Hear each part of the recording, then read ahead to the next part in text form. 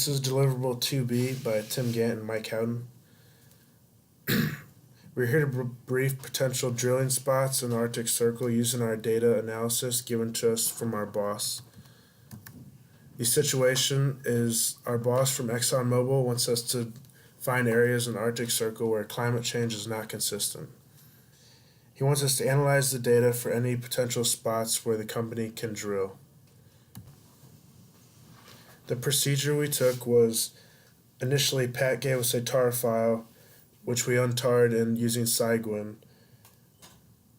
Using the friendly for to get several hundred GHCN files, we used dose to Unix, and then we modified a version of Pat script that reads every Arctic GHCN file with the average minimum temp for every Arctic station. And then using those several hundred Arctic file stations, we cleaned up the data to find only the ones that were above the 66.3 degree line. This is the VBA shell code that Pat gave us.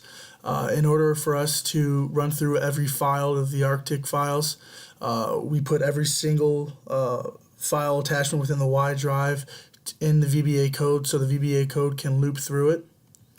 And what we got was the average minimum temperature for every Arctic weather station, which is displayed on the screen. The file is on the left and the average minimum temperature is on the right. And from there, we got the average minimum temperature. We added all of the average minimum temperatures up from every year.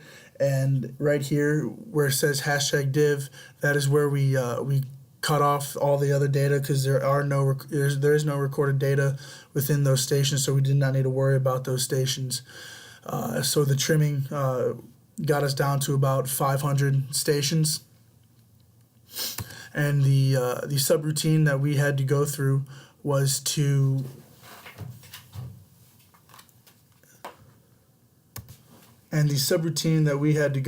calculates the slope of the line of least squares for every Arctic weather station.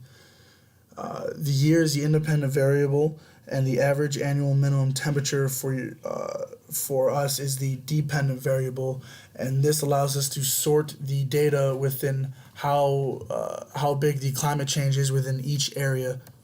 The steepest slope shows us how big the climate change in each area, and obviously this graph does not depict a very accurate description because the climate change changes throughout time. To get a more accurate depiction of climate change, we trimmed the data even more to make it relevant to ExxonMobil. The data here shows the steepest slope in the Arctic from 2000 to 2016.